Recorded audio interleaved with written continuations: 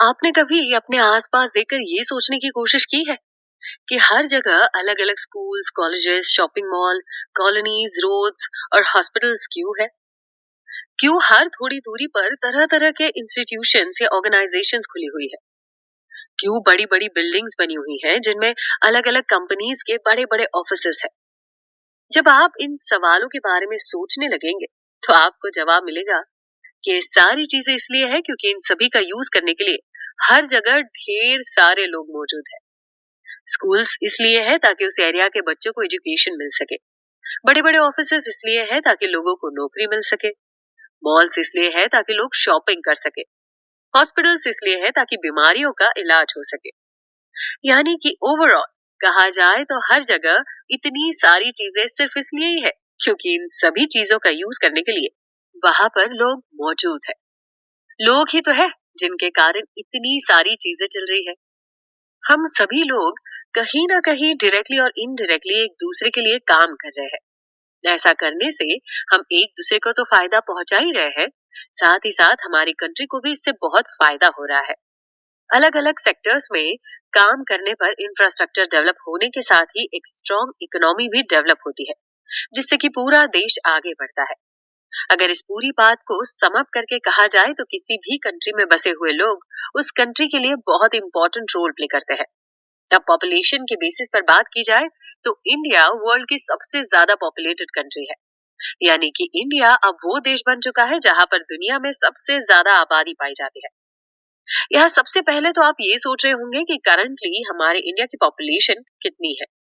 तो आपको ये बात जानकर हैरानी होगी कि हमारे इंडिया की करंट पॉपुलेशन 140 करोड़ से भी ज्यादा है। इतना ही नहीं, अगर कंपेयर करने लगे तो नॉर्थ अमेरिका, साउथ अमेरिका और ऑस्ट्रेलिया की टोटल पॉपुलेशन मिलाकर भी इतनी पॉपुलेशन नहीं है जितनी की एक अकेले इंडिया की है। यही एक कारण है कि इतनी ज्यादा पॉपुलेशन होने के कारण इंडिया में मौजूद सारे नेचुरल रिसोर्सेज पर बहुत ही बुरा असर पड़ रहा है, क्योंकि वो सारे रिसोर्सेज बहुत लिमिटेड है और यहाँ पर मौजूद जनता बहुत ज्यादा। इतना ही नहीं, इतनी ज्यादा पॉपुलेशन होने के कारण इंडिया पर सोशियो इकोनॉमिक प्रॉब्लम का भी खतरा एक जैसा बन रहा है। स्टूडेंट्स, इस चैप्टर में हम यही जानेंगे कि इंडिया में पॉपुलेशन की ग्रोथ कैसे हुई और इसकी डेंसिटी कितनी है। साथ ही हम ये भी जानेंगे कि हमारे इंडिया में पॉपुलेशन का डिस्ट्रीब्यूशन और कंपोजिशन किस तरह का है। जैसे कि बात पॉपुलेशन की होने लगती है तो हम सभी के दिमाग में सबसे पहला सवाल तो यही आता है कि आखिर ये पॉपुलेशन कैलकुलेट कैसे होती है, क्योंकि इतना बड़ा देश, इतने सारे लोग, आखिर ये होता कैसे है कि देश के इतने सारे लोगों की काउंटिंग कर ली जाती है और ये भी हिसाब लगाया जाता है कि उस देश में एग्जैक्टली कितने लोग रहते हैं। तो ये सब होता है सेंसस ऑपरेशन के थ्रू। सेंसस ऑपरेशन से हर 10 साल में हमारी इंडियन गवर्नमेंट देश में रह रहे सारे लोगों का डेटा कलेक्ट करके ये हिसाब लगाती है कि हमारे देश की पॉपुलेशन कितनी है। आपको ये बात जानकर हैरानी होगी कि इंडिया का फर्स्ट पॉपुलेशन सेंसस 1872 में कंडक्ट किया गया था, लेकिन वो पूरा नहीं हो सका। उसके बाद दोबारा 1881 में सेंसस को कंडक्ट किया गया, जिससे ये पता लगा कि इंडिया की पॉपुलेशन कितनी है। यहाँ एक इम्पोर्टेंट क्वेश्चन ये बनता है कि when the first complete census was conducted in India, जिसका जवाब देते हुए अब आप आसानी से बता सकते हैं कि the first complete population census of India was conducted in 1881। चलिए, ये तो बात हो गई सेंसस ऑपरेशन की। अब हम बात करने वाले हैं इंडिया के पॉपुलेशन डिस्ट्रीब्यूशन के बारे में, कि हमारी इंडिया की पॉपुलेशन किस तरह से डिस्ट्रीब्यूटेड है। वैसे इंडिया में हर जगह पर पॉपुलेशन एक जैसी नहीं है। देश के कुछ हिस्से में जैसे पॉपुलेशन बहुत ज्यादा है तो देश के कुछ हिस्से में पॉपुलेशन बहुत कम। कुल मिलाकर देखा जाए तो पूरा इंडिया पॉपुलेशन के एक अनइवन पैटर्न को फॉलो करता है। वैसे अभी तक निकाले गए आंकड़ों से ये पता चला है कि इंडिया में सबसे ज्यादा पॉपुलेशन उत्तर प्रदेश स्टेट में पाई जाती है। अगर हम और भी आगे बढ़े तो उत्तर प्रदेश के बाद महाराष्ट्र, बिहार और वेस्ट बंगाल में भी अच्छी खासी पॉपुलेशन देखने को मिलती है।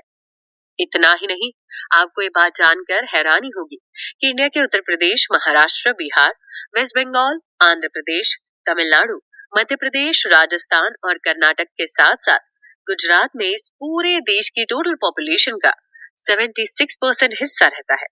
यानी कि इन स्टेट्स में पूरी कंट्री की 76% जनता बसी हुई है। वहीं हम बचे हुए कुछ स्टेट्स की बात करें तो वहां पर आपको पॉपुलेशन बहुत कम देखने को मिलेगी। जैसे जम्मू कश्मीर, वहां पर इंडिया की केवल 1.04 पॉपुलेशन पाई जाती है। ठीक वैसे ही अरुणाचल प्रदेश में 0.11% और उत्तराखंड में 0.84% पॉपुलेशन ही बसी हुई है। इतना ही नहीं, ये स्टेट्स जियोग्राफिकल एरिया वाइज भी काफी बड़े हैं, लेकिन फिर भी यहाँ पर पॉपुलेशन का रेशो आपको काफी कम देखने को मिलेगा। अब तो आपको समझ ही आ गया होगा कि इंडिया में पॉपुलेशन का डिस्ट्रीब्यूशन कितना अनइवन तरीके से हो चुका है। इंडिया में इस तरह के पॉपुलेशन डिस्ट्रीब्यूशन के पीछे का कारण यहाँ की जनता का देश के फिजिकल, हिस्टोरिकल और इकोनॉमिक फैक्टर्स के साथ रिलेशन पर डिपेंड करता है। जैसे कि अगर हम फिजिकल फैक्टर की बात करें तो ये बात हमें साफ साफ नजर आती है कि देश के जिस हिस्से में अच्छे क्लाइमेट के साथ ही पानी की अवेलेबिलिटी होगी, वहीं पर आपको सबसे ज्यादा पॉपुलेशन देखने को मिलेगी। ये बात तो हम सभी को पता है कि जिस भी एरिया का क्लाइमेट अच्छा होगा और वहां पर पानी मौजूद होगा तो लोगों को रहने में आसानी होगी और उन्हें किसी भी तरह की प्रॉब्लम का सामना नहीं करना पड़ेगा। इसलिए ज्यादा से ज्यादा लोग उस जगह पर जाकर बसना पसंद करेंगे। यही एक कारण है कि इंडिया में नॉर्दर्न प्लेन्स, डेल्टास और कोस्टल प्लेन्स पर इंटीरियर डिस्ट्रिक्ट और सेंट्रल इंडियन स्टेट्स के साथ साथ हिमालयाज रीजन के नॉर्थ इंडियन स्टेट्स और वेस्टर्न स्टेट्स से ज्यादा पॉपुलेशन देखने को मिलेगी। अब अगर हम समय के साथ बदलते हुए ग्राफ की बात करें तो इरिगेशन का डेवलपमेंट होने के बाद, राजस्थान में मिनरल्स और एनर्जी रिसोर्सेज का डेवलपमेंट होने के बाद, झारखंड में और अच्छा खासा ट्रांसपोर्ट नेटवर्क होने के बाद, पेनिनसुला स्टेट्स में अब पहले के मुकाबले बहुत ज्यादा पॉपुलेशन आकर रहने लगी है। पहले इन स्टेट्स में अलग अलग तरह के फ्लॉज होने की वजह से यहाँ पर ज्यादा लोग रहना पसंद नहीं करते थे, लेकिन जैसे जैसे समय के साथ उन कमियों में सुधार किया गया, वैसे वैसे ये स्टेट्स भी अब हाईली पॉपुलेटेड हो चुके हैं। हम पॉपुलेशन पॉपुलेटेड हो चुके हैं हम पॉपुलेशन डिस्ट्रीब्यूशन के सोशियो इकोनॉमिक और हिस्टोरिक फैक्टर्स की बात करें तो उनमें सबसे ज्यादा इंपॉर्टेंट है सेटल्ड एग्रीकल्चर का इवोल्यूशन और डेवलपमेंट होना। इसके साथ ही ये चीज भी बहुत मायने रखती है कि ट्रांसपोर्ट नेटवर्क का डेवलपमेंट होने के साथ ही इंडस्ट्रियलाइजेशन और अर्बनाइजेशन किस तरह का हुआ है। अभी तक किए गए एनालिसिस के मुताबिक ये बात निकलकर सामने आई है कि वो इलाके जो नदी के किनारे या समुद्र के किनारे बसे हैं, वहां पर आपको सबसे ज्यादा पॉपुलेशन देखने को मिलेगी। खैर, पहले के मुकाबले अब बहुत फर्क आ चुका है। आज के समय में रिवर्स के आसपास वाले इलाके या कोस्टल एरियाज पर भी नेचुरल रिसोर्सेज खत्म होने लगे हैं, जिससे कि एक डिग्रेडेशन देखने को मिल रहा है। इतना कुछ होने के बाद भी उन जगहों पर पहले से चले आ रहे पॉपुलेशन सेटलमेंट और ट्रांसपोर्ट नेटवर्क के डेवलपमेंट के कारण आज भी लोग वही जाकर रहना पसंद करते हैं। चलिए इस बात को एक एग्जाम्पल से समझने की कोशिश करते हैं। हम बात करते हैं मुंबई शहर की। अगर बहुत पहले की बात की जाए तो मुंबई शहर में किसी भी तरह की कोई कमी नहीं थी। सारे नेचुरल रिसोर्सेज अच्छी क्वांटिटी में मौजूद थे और ट्रांसपोर्टेशन नेटवर्क भी बहुत अच्छा था। यही एक कारण था कि लोग वहां पर ज्यादा से ज्यादा जाकर रहना पसंद करते थे। लेकिन जैसे जैसे टाइम गुजरता गया, उस शहर की पॉपुलेशन दिन ब दिन बढ़ती चली गई और वहां के नेचुरल रिसोर्सेज कम होते गए। प्रेजेंट टाइम की अगर बात की जाए तो मुंबई शहर में नेचुरल रिसोर्सेज की बहुत कमी देखने को मिलेगी। वहां पर आपको रहने से लेकर खाने तक की हर चीज के लिए एक स्ट्रगल नजर आएगा। लेकिन फिर भी कुछ फैक्टर्स के कारण आज भी लोग वही जाकर रहना पसंद करते हैं।